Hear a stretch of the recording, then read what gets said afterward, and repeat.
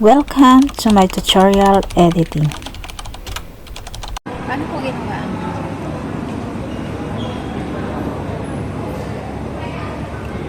tara sa CapCut? Ipapakita ko kung paano. Dito guys, kailangan natin ng empty background. And then, kunwari, hawakan natin, tapos yun. Then, kakatok. Then, talon.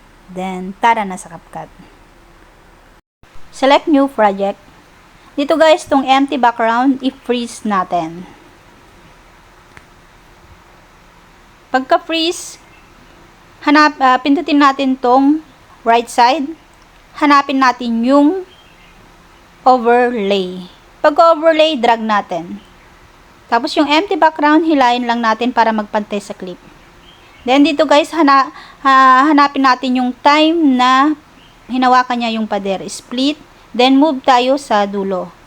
Then hanapin natin yung time na tumalon siya, na hindi pa nakababa yung paa. Then split. Pindutin ang gitnang clip. Hanapin natin dito ang opacity. Then dito sa opacity, i-adjust lang natin siya sa 60 or 61. Next, hanapin na natin yung effects. Body effects, then search ripples or ripples, bahala na kayo dyan. Then, adjust lang natin ang speed. Lagay natin sa 71. Next, hanapin natin ang mask. I-mask natin yung paa niya kasi nakikita. Piliin ang horizontal. Ibaba ang line. Yellow line sa may line. Yung ganun. And then, next, review.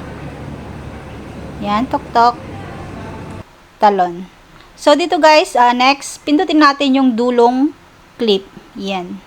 Ngayon, hanapin natin yung speed. Normal. Then, ilagay lang natin sa baba para mag-slow mo yung pagtalon niya. Pag okay na, review natin from the start. Ayan. Hawak. Yan. Then, tok-tok. Then, talon. So, pwede na nating export. So, ganun lang siya kasimple guys. Sana nasundan nyo at natutunan. Thank you po for watching. Bye-bye! Kung nagustuhan mo at may natutunan ka sa bidyong to, huwag mo namang kalimutang mag-like, comment, and share na rin para mas marami pang makaalam. Thank you for watching. Bye-bye!